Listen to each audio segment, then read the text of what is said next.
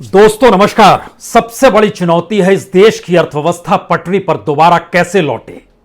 सबसे बड़ी चुनौती है कि दुनिया के लिए भारत जिस बाजार के तौर पर मौजूद है उसमें दोबारा से चकाचौंध कैसे आ जाए। शायद सबसे बड़ी चुनौती है कि इस देश की गवर्नेंस और उसके जरिए लिए जा रहे निर्णय जो पॉलिसीगत हैं वो करप्ट तो नहीं है, और इस देश के भीतर में वाकई करप्शन कहीं सिस्टम का हिस्सा तो नहीं बन गया है। आज ये सारे सवाल इसलिए क्योंकि समूची दुनिया ऊर्जा से चलती है, एनर्जी से चलती है, और भारत में एनर्जी पैदा करने के लिए जो सबसे बड़ा और सबसे जरूरी प्रोडक्ट है वो है कोयला। और कोयला याद आते ही आपके जहन में बार बार यह आएगा कि अच्छा वही कोयला जो मनमोहन सिंह के काल में करप्शन का अड्डा बन गया था। सीएजी ने रिपोर्ट दी थी कि 1,86,000 करोड़ का झटका सरकार को इस तरीके से कोल ब्लॉक्स को बांटकर लगाया गया। सुप्रीम कोर्ट तक ने कहा था कि हां इसमें ट्रांसपेरेंसी होनी चाहिए, और आज की तारीख में वही कोयला सरकार के गले की हड्डी बन गया। क्योंकि कोयला अगर नहीं होगा तो फिर एनर्जी कैसे होगी, एनर्जी नहीं होगी तो इस देश में स्टील कैसे बनेगा, एनर्जी नहीं होगी तो इस देश के भीतर में बिजली उत्पादन ठप पड़ जाएगा, सीमेंट फैक्ट्री ठप पड़ जाएगी, और उसके बाद कंस्ट्रक्शन नहीं हो पाएगा। यानी सारी परिस्थितियों में आपको एनर्जी बाहर से मंगानी पड़ेगी। तो क्या वाकई कोयला बाहर से मंगाया जाएगा? क्या वाकई इस देश में एनर्जी प्रोडक्शन धीरे धीरे ठप होने की स्थिति में आ रहा है? परिस्थिति है क्या? ये सारे ऐसे सवाल हैं जिसे हमें लगता है कि आज समझना चाहिए। इस देश में मोदी सत्ता ने जो निर्णय लिए वो निर्णय वाकई क्या इस देश के अनुकूल थे, या सिर्फ ये सोचकर निर्णय लिए जा रहे थे कि हम आने वाले वक्त में इस देश की उन तमाम पॉलिसीज को दफन कर देंगे जिससे चुटकी भर भी लाभ इस देश की राजनीतिक सत्ताओं को पहुंचता है। और उसी के केंद्र में है यह कोल ब्लॉक्स, कोयला खादान। और शायद इसीलिए जिन 216 कोयला खादानों को लेकर सीएजी ने जब रिपोर्ट दी 2012 में, उसके बाद मोदी सरकार ने कहा अब यह संभव नहीं है कि इस देश में कोल ब्लॉक्स किसी को भी बांट दिए जाए जैसे मनमोहन सरकार ने बांट दिए। हमने आज दस्तावेजों को निकाला और परखना शुरू किया। तब से लेकर अब तक वह कौन सी परिस्थिति है जिसमें ऐसा संकट इससे पहले इस देश के भीतर में कभी कोयले को लेकर नहीं आया था। क्योंकि भारत दुनिया में कोयले को उत्पादन करने वाला दूसरे नंबर का देश है, और भारत जो कोयला आयात करता है उसमें भी वह दूसरे नंबर पर आता है। यानी पहले नंबर पर चीन है, दूसरे नंबर पर भारत आता है, चाहे उत्पादन का जिक्र हो चाहे इंपोर्ट का जिक्र हो। दुनिया के बाजार में कोयला महंगा हो रहा है, भारत के भीतर कोयला उत्पादन ठप पड़ रहा है।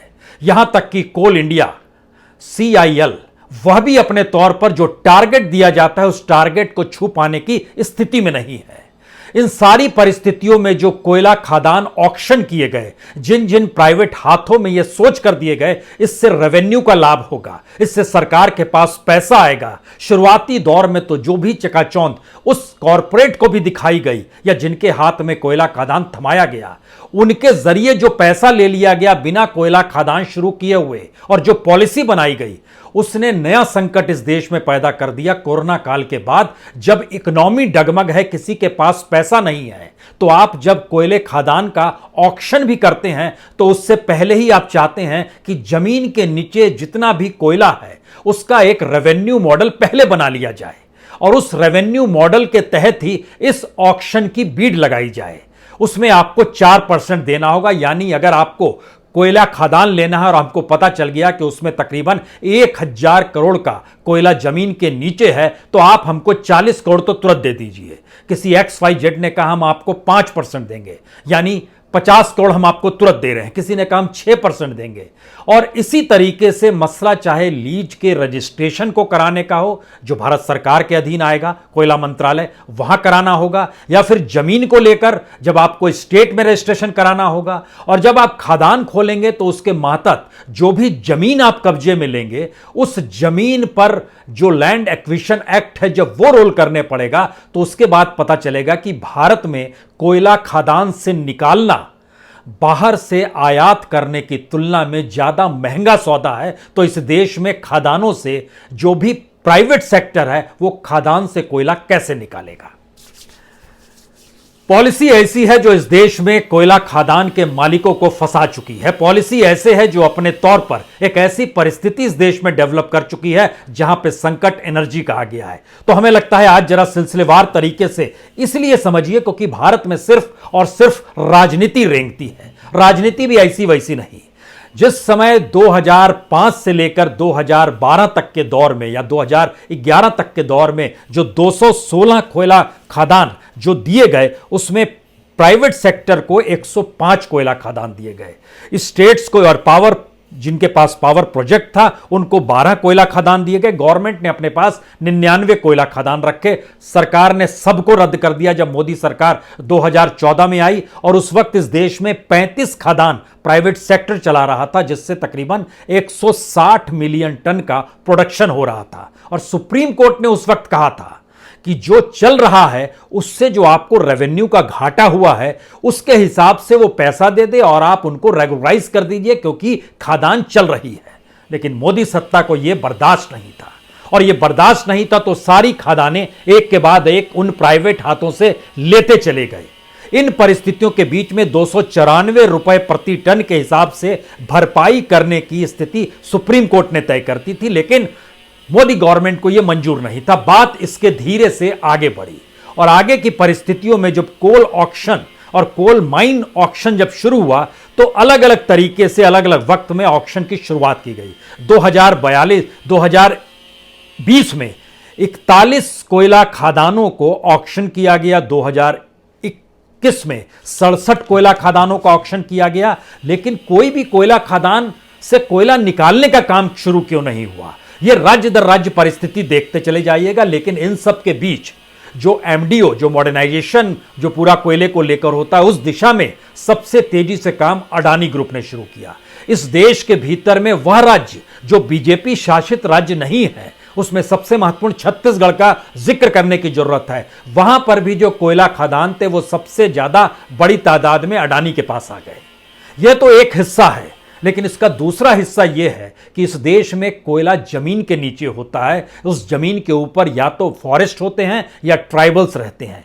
फॉरेस्ट भी होते हैं तो वही फॉरेस्ट होता है आदिवासियों की जिंदगी को चलाता है, और उनके पुनर्वास को लेकर आपने कोई पॉलिसी बनाई नहीं है।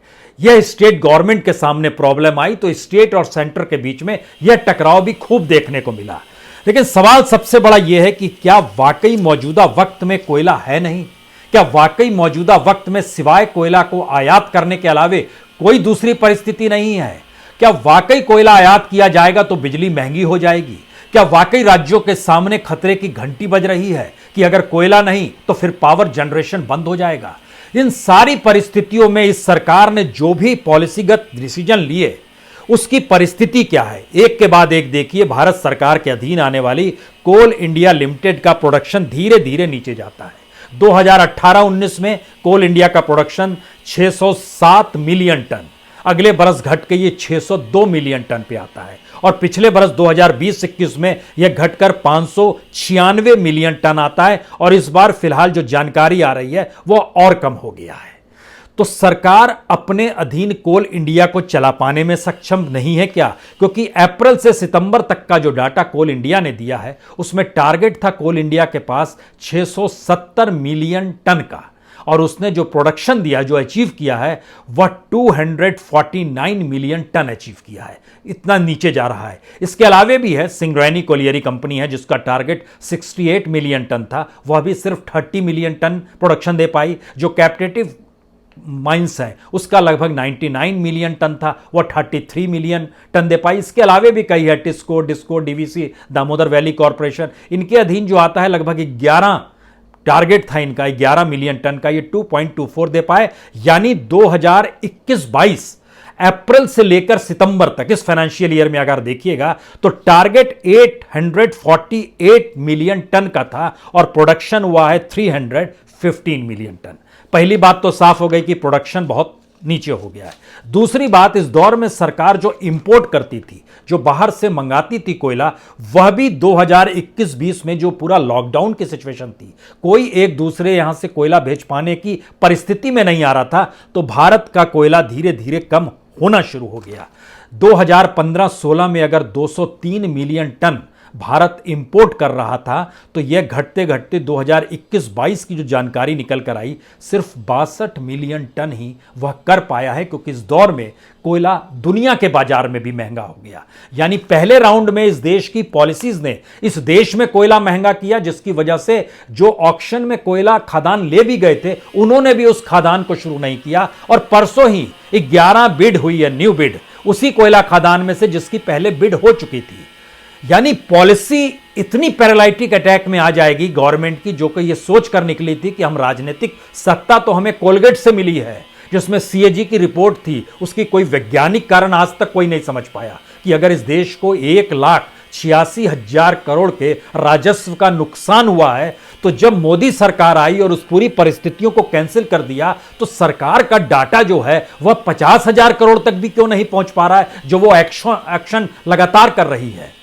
ये सारे सवाल इस दौर के इसलिए मौजूदा वक्त में महत्वपूर्ण हो गए क्योंकि आपकी इकोनॉमी डगमगा चुकी है, और जब इकोनॉमी डगमगाएगी तो इस देश में कोई भी चीज महंगी होगी तो काउंटर में किसी दूसरे का प्रोडक्ट वही आकर खड़ा हो जाएगा। मसलन हमारे यहां भी स्टील कॉस्टली हो जाएगा, तो क्या आप चीन से आने वाले स्टील के इंपोर्ट को रोक पाएंगे? जो दूसरे, वो चाहे हांगकांग के मार्केट से निकल कर आए, मलेशिया के मार्केट से निकल कर आए, सिंगापुर के मार्केट से निकल कर आए, क्या आप रोक पाएंगे? यानी एनर्जी से जुड़ी हुई वो सारे प्रोडक्ट्स जो कॉस्टली होते चले जाएंगे, तो इंटरनेशनली मार्केट में अगर उनकी कीमत कम होगी तो वो आपके दरवाजे पर आकर खड़े होंगे, और आप उन्हें रोक नहीं सकते हैं, क्योंकि आपने WTO में भी हस्ताक्षर किया हुआ है। तो आप वर्ल्ड ट्रेड ऑर्गेनाइजेशन के भी सदस्य के तौर पर हैं, आप उनको रोक नहीं सकते हैं।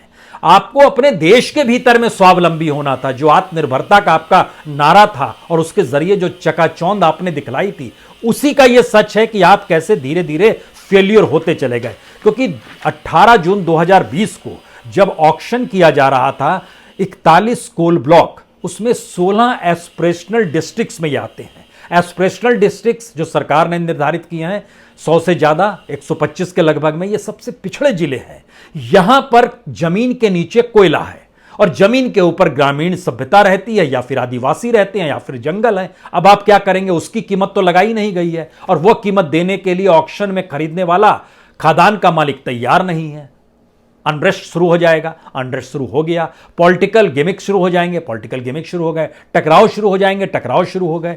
और इसलिए ध्यान दीजिए कि छत्तीसगढ़, झारखंड, उड़ीसा, मध्य प्रदेश, महाराष्ट्र, आंध्र प्रदेश, यानी 2020 के 18 जून और उसके बाद 25 मार्च 2021 को 67 कोल माइनिंग जो कॉमर्शियल ऑक्शन किए गए, जिसमें बैठे हुए हैं मिनिस्टर प्रहलाद जोशी, जिसमें नीति आयोग के सीईओ अमिताभ कांत बैठे हुए हैं, जिसमें कोल सेक्रेटरी अनिल कुमार जैन बैठे हुए हैं। वो जानकारी दे रहे हैं कि हम 23 coal mines special provision act के तहत ऑक्शन कर रहे हैं, और 44 जो है माइंस एंड मिनरल जो डेवलपमेंट एंड रेगुलेशन एक्ट है उसके तहत दे रहे हैं।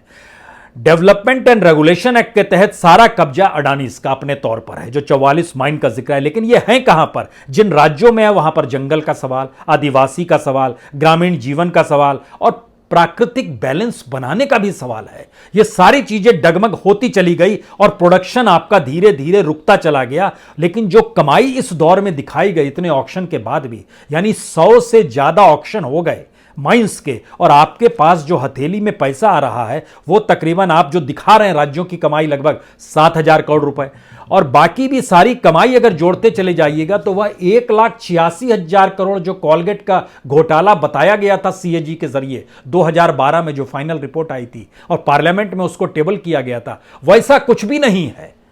और अगर उस दौर को परखना शुरू कीजिएगा, उस दौर से देखना शुरू कीजिएगा, तो उस दौर के कोल माइंस को लेकर इस देश में बहुत सारे प्राइवेट सेक्टर में लोग निकल कर आए, जो स्टील फैक्ट्री लगाना चाहते थे, जो पावर प्लांट लगाना चाहते थे, जो सीमेंट बनाना चाहते थे, जो कंस्ट्रक्शन के क्षेत्र में आना चाहते थे। सारी चीजें रुक गई, क्योंकि सरकार बदलती है तो नियम बदल जाते हैं, नियम बदल जाते हैं तो सरकार अपने पॉलिटिकल सत्ता के अनुकूल नियम बदलाती है।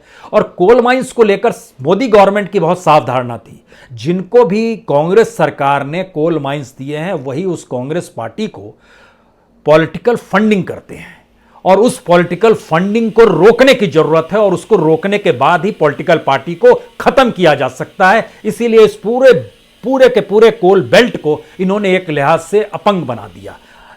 यानी एक टांग पे खड़ा करने को मजबूर कर दिया, जिसमें सिवाय कोयला खदान के अलावे कुछ नहीं था। उसमें अगर आप नाम जानना चाहें तो एक नाम मान लीजिए जिंदल का आता है, जो कांग्रेस के सबसे करीब के व्यक्ति थे। कहा जाता था वो सबसे ज्यादा फंडिंग करते थे, उनके हाथ में सबसे ज्यादा कोल ब्लॉक्स थे। उस पीरियड में भी दिए गए जिस पीरियड में मनमोहन सिंह सरकार थे। हालांकि इस पीरियड में भी उनका स्टील फैक्ट्री उनको चलानी है, लेकिन इस प्रोसेस में जब खदान से कोई कोयला निकालेगा नहीं और एनर्जी जनरेशन हो नहीं रहा है, तो इस देश में जो कोर सेक्टर है उसका प्रोडक्शन तो नीचे चला जाएगा। और उसका प्रोडक्शन अगर करेंगे तो उस प्रोडक्शन से जो प्रोडक्ट निकल कर आएगा उसको जनता खरीदेगी कैसे? वह तो कॉस्टली हो गई है।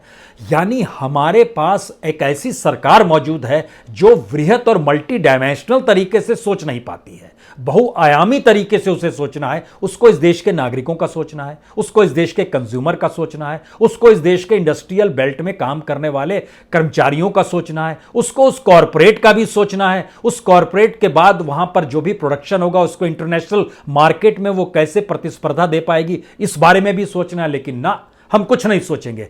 हम ये सोचेंगे कि हमारे जो करीबी कॉरपोरेट मित्र हैं उनको हम कौड़ियों के मोल क्या क्या कुछ दे सकते हैं और उसको दे देंगे और हम जिम्मेदारी से पल्ला झाड़ लेंगे।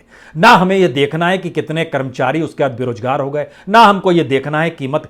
यही परिस्थिति आज की तारीख में कोयला की कमी और इस देश में पावर प्लांट जो 70% पावर प्लांट हैं वह कोयला से चलते हैं और आपके पास कोई अल्टरनेटिव नहीं है। आपने ना तो इस दौर में प्राकृतिक गैस का इस्तेमाल किया, ना आप सौर ऊर्जा को डेवलप कर पाए, ना पवन ऊर्जा को, ना ही परमाणु एनर्जी को आप डेवलप कर पाए। आपने रिन्यूएबल एनर्जी को लेकर कोई काम किया ही नहीं। मंत्रालय जरूर बना दिया और इस देश में तमाम मंत्रालय और मंत्री क्या काम करते हैं यह कोई बताने का जिक्र आज की तारीख में करना ठीक नहीं है। लेकिन बहरहाल हम इन जब बातों का जिक्र कर रहे हैं तो जो फॉरेस्ट लैंड है तकरीबन 40% फॉरेस्ट लैंड के तहत आता है। उसमें खास तौर से यह बहुत देखने की बात है कि एक्सपेक्टेड उत्पादन किसी भी जगह से क्या होगा। और इसमें जब छत्तीसगढ़ का जिक्र निकल कर आया तो 17 ब्लॉक का जिक्र आया, जिसको वहां की कैबिनेट ने इजाजत दे दिया कि अब आप यहां से कोयला निकाल सकते हैं। 18 कोल ब्लॉक्स चुने गए थे, 17 की इजाजत दे दी गई। अब अगला सवाल यह था कि अगर इस स्थिति में अगर वहां से कोयला नहीं निकलेगा तो हमने उसका डाटा जो गवर्नमेंट का देखा उसमें पता चला कि 2015 से 2020 तक का जो गवर्नमेंट का डाटा है 70 कोल ब्लॉक्स में से 44 स्टार्ट ही नहीं हो पाए। 70 में से 44 स्टार्ट नहीं हो पाए जो आपने ऑक्शन कर दिया था। ये 70 वो हैं जो कि लगभग 105 जो प्राइवेट हाथों में मनमोहन के काल में प्राइवेट सेक्टर को दिया गया था, आपने उसको पूरा ब्लॉक कर दिया। सुप्रीम कोर्ट की बात भी उस दौर में नहीं मानी, नहीं हम ठीक कर देंगे, सब कर देंगे। उसमें से 70 कोल ब्लॉक दिए, 74 आज की तारीख में स्टार्ट नहीं हुए हैं। 16 में अगल बगल की जो जमीन है, जब आप कोयला निकालेंगे तो आपको वहां से मिट्टी निकालनी पड़ेगी, उसके लिए आपको जमीन लेना पड़ेगा। वो लैंड इक्वेशन के तहत जितनी बड़ी तादाद में आपको पैसा देना होगा, पैसा किसी के पास है नहीं। सरकार पहले ही रेवेन्यू मॉडल के तहत आपसे पैसा ले रही है, तो जो भी ऑक्शन में जिनके पास भी था वो समझ नहीं पाए ये पैसा लगाएंगे तो उसके बाद क्या स्थिति होगी, कल वर्ल्ड मार्केट में क्या स्थिति होगी, हम नहीं कह सकते हैं। कोयला प्रोडक्शन वहां पर भी बंद हो गया। 16 में जमीन खरीदी जा रही है, 44 में स्टार्ट काम नहीं हुआ है, यानी 60 ये हो गए। बाकी 10 में से 6 ऐसे हैं जिनको लेकर वहां पर ऑफिसेस खोले गए हैं, 4 ऐसे हैं जहां पर सीओ लेवल का अधिकारी वहां पर भर्ती करा दिया गया और उनको बोला गया है कि आप प्राइवेट ठेकेदार को दीजिए और इसके जरिए जो इस देश के पावर प्लांट्स जो अलग अलग चल रहे हैं गवर्नमेंट के, उनको कम से कम सप्लाई कीजिए। उसमें एक नाम झारखंड के दुमका में पंजवाड़ा का आता है, वहां पर पंजाब सरकार की जो कोयला खदान थी वो भी कैंसिल हो गई, उसको एक प्राइवेट कंपनी के हाथ में आ गया। पता चला वो प्राइवेट कंपनी के पीछे जिसका पैसा लगा हुआ है इस देश की पॉलिटिक्स के माहिर खिलाड़ी हैं। 2 बड़े पॉलिटिशियन का नाम आया, यहां नाम लेना उचित नहीं है, लेकिन फिर भी एक ऐसी स्थिति इस देश में है कि राजनीति करेंगे, मुनाफा करेंगे, पॉलिसी को पैरालिसिस प्रोसेस में ले जाएंगे और सिस्टम ऐसा बना देंगे जो करप्ट नजर ना आए, लेकिन उसके भीतर का अनूठा सच ये होगा कि हम उस पूरी इकोनॉमी को ही नहीं चला पाते हैं जो उस मार्केट इकोनॉमी के लिहाज से पहले से चलती आली आ रही थी। यहां पर एक हमको लगता है एक टिप्पणी जरूरत है, सही मायने में कहिए। मोदी गवर्नमेंट ने राज किया है, मोदी सत्ता ने राज किया है मनमोहन सिंह की इकोनॉमिक्स को लेकर, और इस देश में जीएसटी के बाद और फिर कोरोना काल में जब पूरी इकोनॉमी ठप पड़ गई तो उसके बाद इनके पास कोई विजन ही नहीं था कि इस देश की इकोनॉमी को दोबारा डेवलप कैसे कर दिया जाए। और शायद इसीलिए जो भी ऑक्शन में कमाया उसमें यह सोचकर कमा रहे थे कि चलो कुछ कॉरपोरेट को लाभ हो जाएगा, लेकिन कॉरपोरेट वालों ने हाथ खड़े कर दिए कि आपकी इस परिस्थिति से हमको कोई लाभ नहीं होता है। आप तो पहले से पैसा ले लेते हैं, कमीशन आपको पहले मिल जाता है, रेवेन्यू मॉडल के तहत आपको पैसा दे दिया जाता है, और आप चाहे अपने भाषण में आत्मनिर्भरता का जिक्र कीजिए, चकाचौंध का जिक्र की लीजिए, लेकिन सिस्टम यह है कि इंदिरा गांधी ने यह सोचकर नेशनलाइजेशन किया था, इस देश की खनिज संपदा का इस देश का हक है और उसी के तहत इस देश को ही डेवलप करना है। तो 1973 में जो नियम बनाया गया और नेशनलाइजेशन जो हुआ, उसका मतलब बहुत साफ था, जहां पर भी जिस भी जमीन के नीचे कोयला होगा वो जमीन सरकारी हो जाएगी और उसको किसी भी हालत में उस रूप में आपको लैंड एक्विजिशन एक्ट के तहत आज नहीं जूझना पड़ता है। तो गवर्नमेंट को आज भी नहीं जूझना पड़ता है, लेकिन प्राइवेट सेक्टर को जूझना पड़ता है। तो प्राइवेट सेक्टर ने नया उपाय निकाला, उसने गवर्नमेंट और गवर्नमेंट के अधिकारियों को पीएमओ में सफलता अपनी दिखलानी है, तो तमाम लोगों से कहा कि हम ऐसी व्यवस्था करेंगे कि गवर्नमेंट उन माइंस को अपने हाथ में ले ले, जिससे आपको लैंड एक्विजिशन एक्ट के तहत वहां मुआवजा ना देना पड़े, सरकार अपने तौर पर ले लेगी, चीजों को मैनेज करेगी और वहां से चीजें आपको दे देगी। इसका बेहतरीन उदाहरण झारखंड के गोड्डा में जो पावर प्लांट अडानी ने लगाया है और जिसकी बिजली वो बांग्लादेश को बेचने वाले हैं, उन्होंने कोयला खदान अपने हाथ में नहीं लिया, क्योंकि कोयला खदान लेते तो फिर इर्द गिर्द की जमीन भी लेनी पड़ती। पावर प्लांट के तहत बहुत कम जमीन उनको लेनी पड़ी। वहां पर लगभग 48 लाख रुपए एकड़ जो है वह आपको मुआवजा देना है, लेकिन गवर्नमेंट अगर उस रूप में ले रही है जहां पर, तो उसको 12 लाख एकड़ ही देना पड़ेगा, तो लगभग 4 गुना हो गया। अब सवाल यह था कि उसने बोला हम CIL से ले लेंगे, यानी कोल इंडिया से हम कोयला ले लेंगे, कोल इंडिया माइन ले ले गवर्नमेंट के बिहाफ पे, वह इनको कोयला दे दे, यह बिजली बनाए और बिजली बांग्लादेश में भेज दे। यह भी पॉलिसी ऊपर से लेकर नीचे तक पास होती चली गई। क्या अडानी का नाम था, तो क्या कोयला मंत्रालय, क्या कोल इंडिया, क्या भारत सरकार, सब चीजें क्लियर होती चली गई। तो कोल इंडिया कोयला देगा, यह बिजली पैदा करेंगे, यह बांग्लादेश में बेचेंगे और कोई रोक टोक नहीं, एक प्रोसेस चला रहा है। और यह स्थिति में यह आ गए कि जब मार्केट प्राइस जो बिजली का होगा वह जिस आधार पे बांग्लादेश में बेचेंगे, भारत के भीतर में उससे महंगी बिजली इस दौर में मिलने लगेगी, क्योंकि जो एनर्जी जनरेशन होगा, उसके जो इनपुट्स होंगे, उसमें जो जो चीजें उपयोग में लाई जाएगी, इस दौर में वो कॉस्टली होती चली गई। हर लेवल पे दुनिया में आपको कहीं नहीं मिलेगा। जैसे ही आपने लिया, उसके बाद आपको ऑक्शन में मिला, तो आपको वहां पर माइन लीज के लिए आपको रजिस्ट्रेशन कराना पड़े, रजिस्ट्री करानी पड़े, उसके बाद आपको जमीन की रजिस्ट्री करानी पड़े, उसके बाद लैंड एक्विजिशन के तहत पैसा देना पड़े। आपने इस पूरे प्रोसेस में ऐसा कर दिया कि दुनिया के किसी भी देश में माइंस को इसीलिए गवर्नमेंट अपने पास रखती है, क्योंकि आप वर्ल्ड मार्केट में जाके फिर उसे सेल ना करें। और यहां पर स्थिति दूसरी है। यहां पर जो परिस्थिति बनती चली गई, हमको लगता है यहां पर जिक्र जरूर करना चाहिए अडानीज का, क्योंकि ये कोयला में इस रूप में बढ़ते चले गए हैं कि दुनिया के कई देशों में इनके अपने खादान हैं। और उनका जो डॉक्यूमेंट बतलाता है, ये इसलिए बड़ा महत्वपूर्ण है क्योंकि भारत के भीतर भी इनके खादान उन राज्यों में भी हैं जो अडानी का विरोध करते हैं। और उसमें 2 राज्य तो सबसे बेहतरीन है, एक राजस्थान और दूसरा छत्तीसगढ़। अब तीसरा पंजाब भी है। पंजाब हालांकि किसानों के मद्देनजर है। मोगा में उन्होंने जो FCI के पैरेलल में अपने गोडाउन्स बनाने शुरू कर दिए हैं। ध्यान दीजिए कि अडानी का बिजनेस इस दौर में उस हर चीज को लेकर डेवलप हो रहा है जिसका विरोध कांग्रेस और अपोजिशन करता है, और उनकी सरकार जहां पर है वहीं पर वह अडानी के बिजनेस को स्पेस भी दे देते हैं। ये कौन सी स्थिति है? मसलन हम आपको बताते हैं।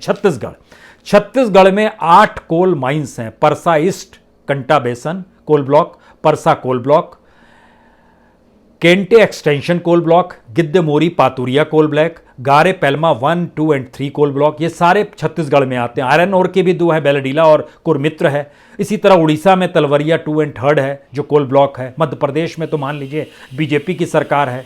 लेकिन इसके अलावे ध्यान दीजिए थर्मल पावर महाराष्ट्र में शिवसेना और कांग्रेस है, NCP है। तिरोड़ा में उनका थर्मल पावर, राजस्थान में गहलोत सरकार है, कावड़ में अडानी का थर्मल पावर, कोरबा और रायखेड़ा जो छत्तीसगढ़ का इलाका, यहां भी थर्मल पावर अडानी का, कोल ब्लॉक्स, थर्मल पावर और अनाज रखने के लिए गोडाउन्स, ये उन राज्यों में है जो अडानी की पॉलिसी का विरोध करते हैं और अडानी को मोदी का मित्र बनाते हैं। लेकिन अपने स्टेट में भी पैसा बनाने और कमाने के लिए वह इसी फिलॉसफी के तहत उनके साथ खड़े हो जाते हैं। तो इसका मैसेज सबसे बड़ा यह है कि अब मोदी नहीं होंगे तो अडानी खत्म हो जाएंगे इस देश में? नहीं होंगे खत्म, क्योंकि इस देश की पॉलिटिक्स जो है वो पॉलिटिक्स को वही पूंजी चाहिए जो पूंजी कॉरपोरेट की है, और उसी पूंजी के जरिए चीजों को डेवलप करना है। कुछ लोग लायक होते हैं तो चीजों को बैलेंस करते हैं, और कुछ लोग लायक नहीं होते हैं तो ये पॉलिसी क्या देश में आ गई जिसमें कोयला भारत के भीतर में सबसे ज्यादा दुनिया में है, दूसरे नंबर पर चीन के बाद, तो भी हम कोयले के लिए आयातित पे निर्भर हैं और इस देश में कोयला महंगा भी करते चले जा रहे हैं। ये कौन सी पॉलिसी है, कोई नहीं समझ पाएगा, लेकिन ये है।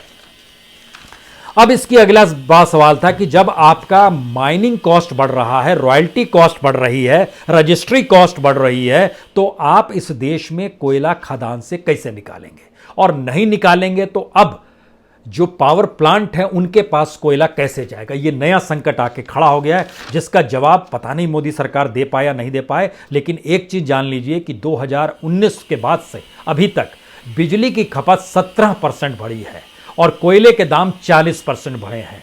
दुनिया के बाजार में सीमेंट, स्टील और कंस्ट्रक्शन का इंफ्रास्ट्रक्चर बनाने की जो परिस्थितियां हैं वो कम हुई है, भारत में वो कॉस्टली होती चली जा रही है। और शायद इसीलिए आखिरी सवाल सबसे बड़ा यही है कि मनमोहन की इकोनॉमी पर मोदी सत्ता ने जो राज कर लिया, आज की तारीख में उस राज को देखकर हम कह सकते हैं कि मोदी ने दुनिया घूमी, चकाचौंध दिखाई, आत्मनिर्भरता का नारा भी दे दिया। लेकिन मौजूदा वक्त का संकट सवाल सिर्फ इस देश के भीतर लॉकडाउन के बाद ब्लैकआउट भर का नहीं है। सबसे बड़ा संकट है कि इस देश की इकोनॉमी अगर धराशायी हो जाएगी तो जो नई पीढ़ी है ना तो उसके पास रोजगार होगा, और जो अपर मिडिल क्लास है, जो सोच रहा है कंज्यूमर के तौर पर वह कुछ भी देने की परिस्थिति में है, तो उसकी स्थिति आने वाले वक्त में पेट्रोल और डीजल ने तोड़ी है, अब वह कोयला तोड़ देगा और इस देश का पावर जनरेशन तोड़ देगा। और उससे जुड़ी हुई वो सारे प्रोडक्ट्स जब कॉस्टली होंगे तो फिर आपके सामने एक मुश्किल परिस्थिति आएगी। तब आप कहेंगे ये सरकार हमने चुनी थी ये सोचकर ये जनता का हित साधेगी और इस देश के भीतर में जनता के अनुकूल परिस्थितियों को बनाएगी और भविष्य का भारत जगमगाता हुआ होगा। लेकिन ये कहा गया, हो गया उल्टा। अंधेरे में समाते हुए देश में अर्थव्यवस्था डामाडोल नहीं बल्कि गर्त में जा रही है, और इस देश के बेसिक कोर इंफ्रास्ट्रक्चर से जुड़े हुए जो 8 सेक्टर हैं उनको कैसे उबारा जाए और इस देश के कंज्यूमर को भी कैसे जिंदा किया जाए, यह भी सरकार के पास कोई पॉलिसी नहीं है। बहुत बहुत शुक्रिया, बहुत बहुत शुक्रिया।